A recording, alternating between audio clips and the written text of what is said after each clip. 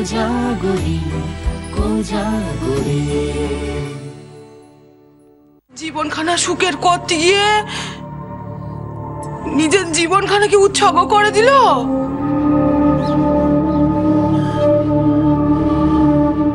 সে নিজে না করলেও সেরকমই যাতে হয় আমাদের সেই ব্যবস্থা করতে হবে। এখন এখানে এসব কথা বলে কি লাভ? এখন এখানে এসব কথা কয়ে তো কোনো লাভ নেই। সে তো এসে এখানে যা সর্বনাশ করার আমাদের করে দিয়ে চলে গেছে। না না, আমি এক্ষুনি থানায় যাচ্ছি। আমি এক্ষুনি থানায় যাচ্ছি, গিয়ে ডায়েরি করবো। তোমরা যদি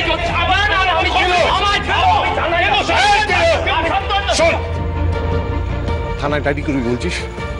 হ্যাঁ করবো। পুলিশ যদি সে মেয়েকে ফেরত দিয়ে যায়, বাড়িতে জায়গা দিবি তো? হ্যাঁ তাহলে দিবি না। তার থেকে তুই ধরে নে না, সে মেয়ে মরে গেছে বড়দা। এর থেকে না মরে গেলে ভালো হতো, অনেক বেশি ভালো হতো, অনেক বেশি সম্মানের হতো। মরে যেত অনেক বেশি সম্মানের হতো। না না, আমার বলার বক্তব্য যে বড়দা কি সেটা বোঝো না? এত কথা বাড়ানোর তো দরকার কি? তুই চুপ কর এখন। এই তুই কি মনে করেছিস? এদিকে টাকা তুই কি মনে করেছিস? হ্যাঁ বড়দা বৌদি মেয়েটাকে ছেড়ে দিয়েছে। হ্যাঁ তাহলে ওদের এই কথা শুনি কি লাভ দিল? কথা তো শোনাতে হবে। যে সাহসটা দেখিয়েছে তাকে। এই কথা তো একবার হয়ে গেল মেজো জেঠু, এখন আবার তার নাম কেন উচ্চারণ করা হচ্ছে?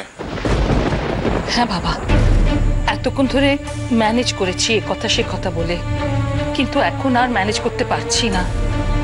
এখন সব জানাজানি হয়ে গেছে বাবা।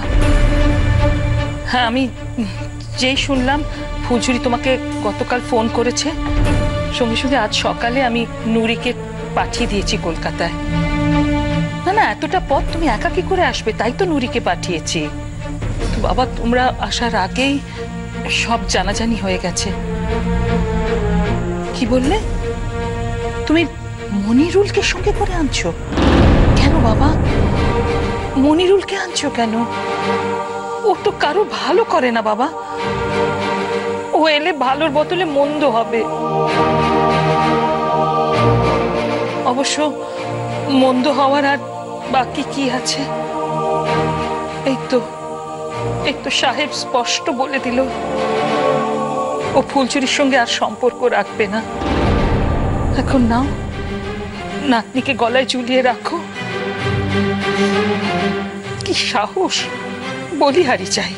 কনা বাবা, এখন রাখছি, তুমি যত তাড়াতাড়ি পারো এসো। হ্যাঁ, কার সঙ্গে কথা কইছো?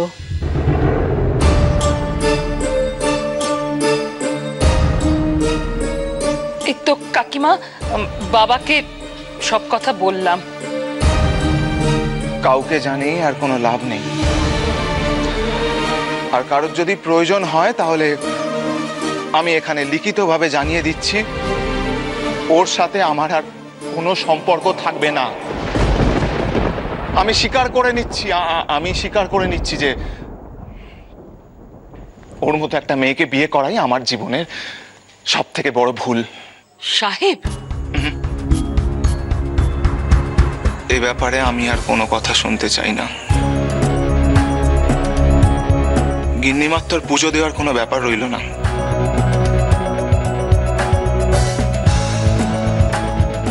আমার মনে হয় এবার আমাদের কলকাতা ফিরে যাওয়া উচিত।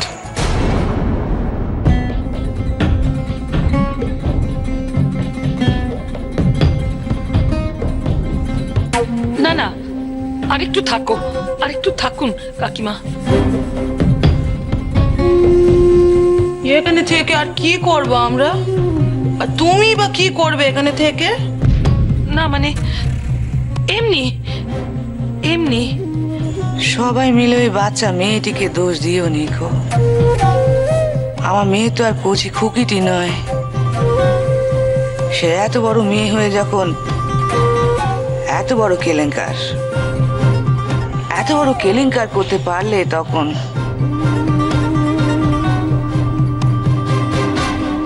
কেলেঙ্কার সে একা করতো নিদিত ভাই। কেলেঙ্কার করেছে নতুন বউয়ের জন্য। ওফ, সাহস বটে নতুন বউয়ের। আমার তো কথা কানা শুনে গা হাত পা কেমন জানি ঠান্ডা হয়ে গেছে। এমন একখানা কাজ সে করলে কি করে? এমন কাজ করলে তো করতো, নিজের জীবনের উপর করতো। আমাদের বাড়ি মেয়ে কানার উপরে এমন কাজ করার কি দরকার ছিল বলো দেখিনি বাপু? সব কিছুর একটা সীমা আছে, কিন্তু আজ বুঝতে পারছি নতুন বউয়ের সাহসের কোনো সীমা নেই কো। আসলে কি বলতো, নাম কিনবে গো নাম। ভেবেছিল এত বড় একটা কাণ্ড করে শখ করলে তাকে খুব দণ্ডি করবে। সবার কথা মোটেই ভাবেনি গো। ভাবলে সেই কাজটা না করে অন্য একখান কাজ করতো, দিদ ভাইকে বোঝাতো। এই করেছে শুধু সাহেব ঠাকুরপোকে জব্দ করার জন্য। ভেবেছে যে এই কাজখানা করলে আর সাহেব ঠাকুরপো লোক সমাজে তার মুখ দেখাতে পারবে না, একেবারে মুখ তার পুড়ে যাবে। এখন কি হলো? নিজের মুখ কানা নিজে পোড়ালে। তার মুখ কানা এ বাড়ি তার কেউ দেখবে কখনো? আর মুখের কথা ছাড়লো, এমন একখানা কাজ সে করলে তার নিজের জীবন থেকে সংসারখানা ঘুচলো। শুধু ঘুচলো কো বাতি, চিরজীবনের মতো ঘুচলো। আর আমাদের সাহেব ঠাকুরপো ওকে আর কোনোদিনও মেনে নেবে না, এ জীবন আর কোনোদিনও মেনে নেবে না। এটাই হলো ওর ওষুধ। বোঝ এখন কেমন নাগে। কতদিন ওই দাদুভাই আর পিসিমুনি মাথায় করে রাখে দেখ। এই নিজের কপাল যে কেউ এমন ভাবে পোড়াতে পারে আমার জানা নেই কো। আচ্ছা, শুধু নতুন বউয়ের দোষ দিচ্ছ কেন? দিদ ভাইয়ের কোনো দোষ নেই কো? এই পুরো বয়সে কি কেলেঙ্কার বলি, হায় লজ্জা বলে কি কিছু নেই কো?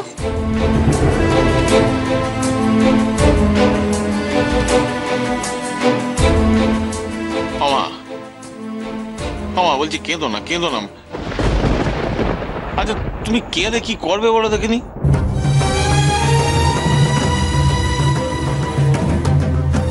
এখন মাকে কাঁদতে হবে। এটা আমাদের কপালে ছিল। কাঁদতে হবে মেজদা, এখন মাকে কাঁদতে হবে।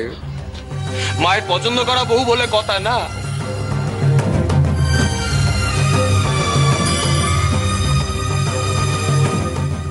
আমি এবার কথা বলে একটু সময় নষ্ট করছি কেন? আমি তো থানা পুলিশ করবো, ওমের মজা থেকেই ছাড়বো আমি দেখবো কত বড় হেলেন্দার মেয়ে হচ্ছে। আমি কারোর কথা শুনবো না মেজদা, আজকে কারোর কথা শুনবো না।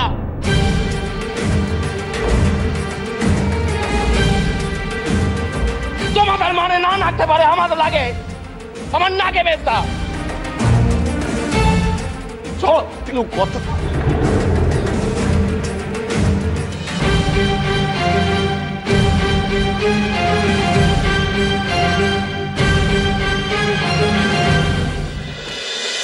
কনা, খুব মানুষ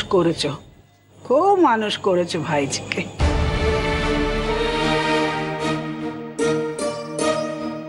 শুধু যে মানুষ করতে পারেনি তা তো নয়, অশিক্ষের বীজখানা ভালো করে পুঁতে দিয়েছো তার মধ্যে। কাকিমা, না না না, আমাকে আর কাকিমা বলোনি মোটে। শুনতে পাচ্ছ পাড়ার লোকেরা সব কি বলছে? মনে হচ্ছে যেন সবাই মিলে গলার দড়ি দিয়ে করে ঝুলে পড়ি। চিরকালের মতো দেশে বাড়িতে আসা বন্ধ করে দিয়েছো তোমরা।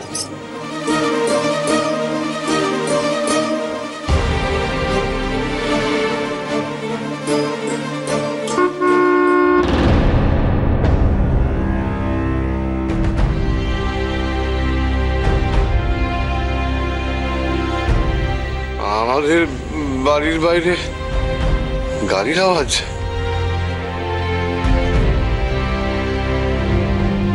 হয়তো ফুলঝুরি এসছে। প্লিজ আর কেউ নয়, যা কথা বলার আমিই বলবো। আমি তার মুখ দেখতে চাই না, আমি চাই না তার মুখ দেখতে। সে যেন আমার শ্বশুরের ভিটেতে এসে না দাঁড়ায়। আমি সকলকে বলে দিলুম, সে যদি এই উঠোনে পা রাখে আমি কিন্তু অনর্থ করে ছাড়বো।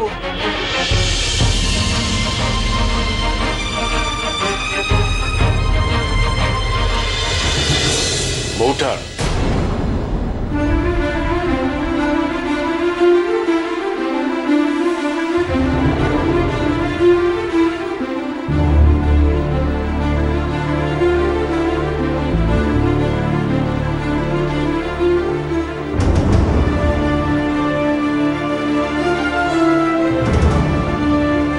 অম্বিক ঠাকুরপো আপনি এখানে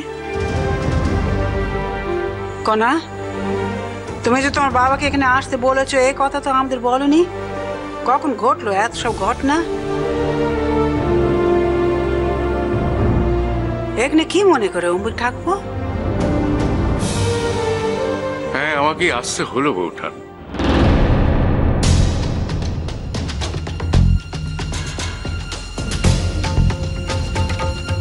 না ইয়া কথা করেন কি মাইয়া কাণ্ড খামসা ঘটাইছে আল্লাহ রে আল্লাহ অবশ্যই কি হইব এ তো আমি জানি না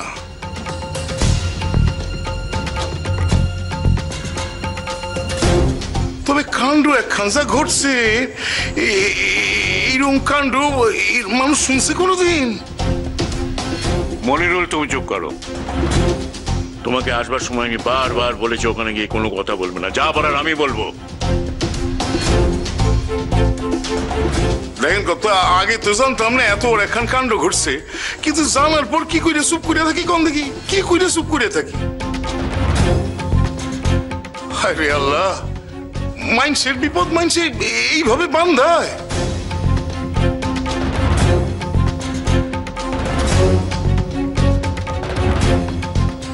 আচ্ছা কাকা বাবু আপনি কি সবটা জানেন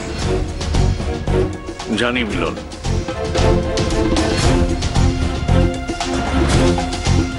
কি করে জানলেন না মানে আমরা তো এইমাত্রই জানলাম কারণ আমার নাতনি আমাকে ফোন করেছিল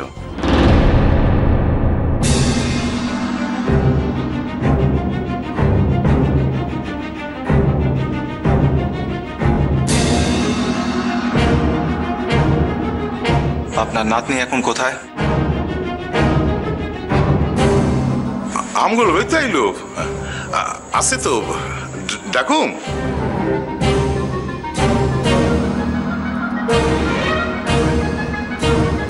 শুনুন দাদু ভাই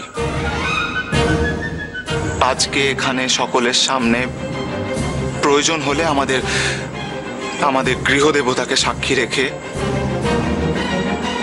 আমি আপনার নাতনির সঙ্গে সমস্ত সম্পর্ক সমস্ত বন্ধন ছিন্ন করতে চাই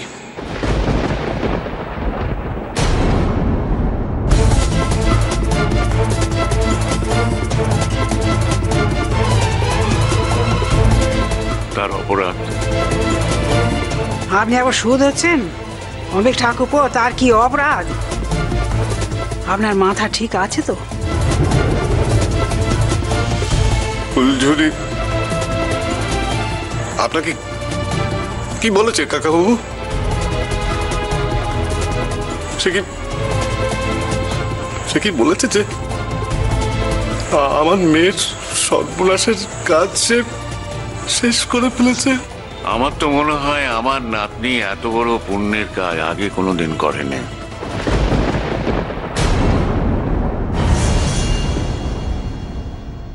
দিদিভাই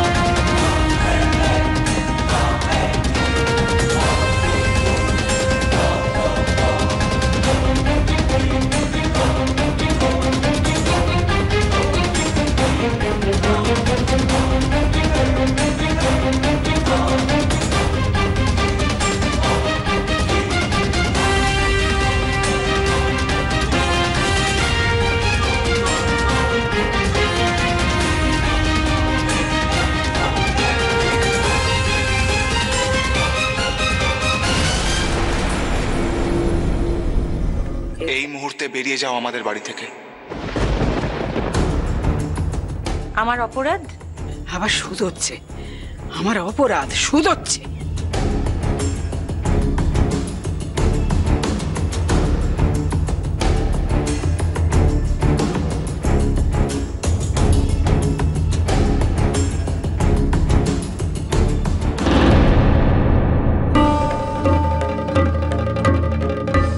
এই কাজখানা করার আগে গলায় দড়ি দিয়ে মরতে পারলিনি কো? এই কালী মুখ নিয়ে কেন এসছিস এখানে? কেন বাড়িতে এসছিস? বল কেন এসছিস? বল, বল আমাকে। মরতে পারলিনি কো? মরতে পারলিনি কো? মরতে পারলিনি কো?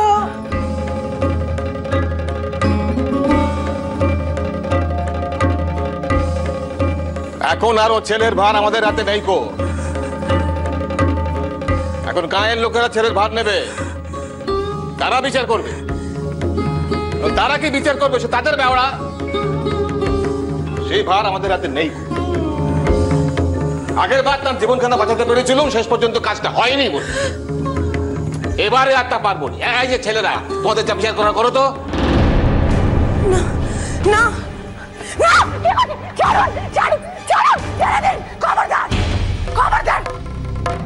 আমাকে না মেরে কেউ আমার স্বামীর গায়ে হাত দিতে পারবে না। খবরদার। আর তার আগে তোমাদের সকলকে আমাকে মারতে হবে, অল অফ ইউ। তার কারণ এই মানুষটাকে আমি দেখিয়েছি কি করে একজন মৃত মানুষের জীবন না বেঁচে একজন জীবিত মানুষের জীবন বাঁচতে হয়, এবং সেই পথটাও আমি ওকে দেখিয়ে দিয়েছি। যা কিছু হয়েছে সব দায় আমার, সবটাই আমার।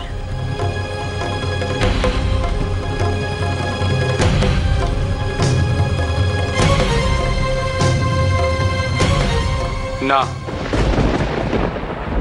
আমি নিজে সম্মত না হলে কেউ আমাকে দিয়ে এই কাজ করাতে পারতো না ছোট দাদু।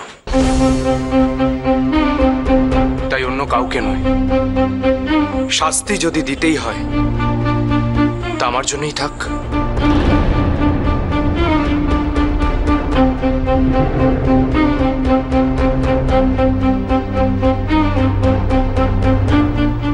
দেশে আইন আছে, শাসন আছে ইকবাল। আর এখানে যে এরকম একটা ঘটনা ঘটতে পারে সেটা আমি অনুমান করে নিয়েছিলাম।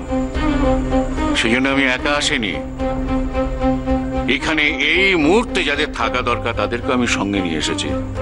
চলে আসুন।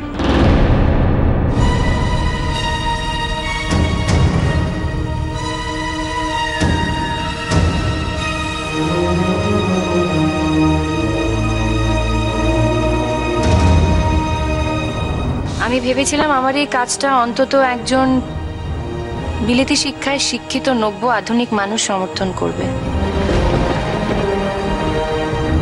এই কারণে যদি তোমার সঙ্গে আমার সমস্ত সম্পর্ক আমাকে ছিন্ন করতে হয়,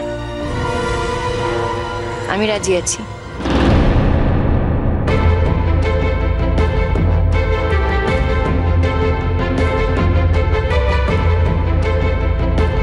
কোথায় লিখে দিতে হবে বলো,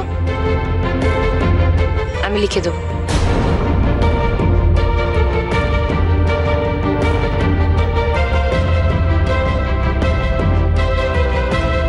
বৌঠান, চোখের সামনে এরকম একটা ফুলের মতো মেয়ে অর্ধমৃত হয়ে রয়েছে।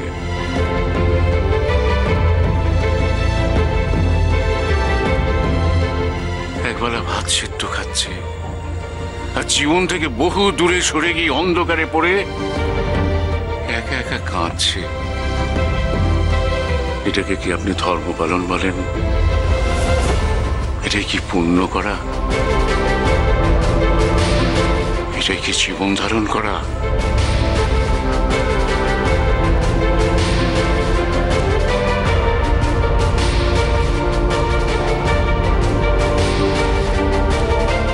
বর্মা রোজ নিজে হাতে মাছ রান্না করে সকলের পাতে পাতে কি সুন্দর মাছ বেড়ে দেয়।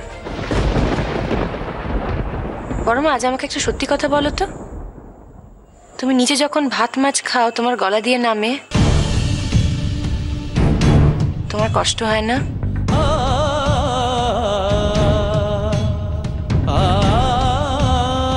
আর বড় জেঠু, তুমি আমাকে একটা কথা বলো তো, তোমার বন্ধুর মেয়েরা যখন সিঁথি লাল করে তাদের বাপের বাড়িতে আসে আর তোমার বন্ধুরা যখন সেই সব গল্প শোনায়, তোমার কি একবারও আমার দিদিভাইয়ের মুখটা মনে পড়ে না?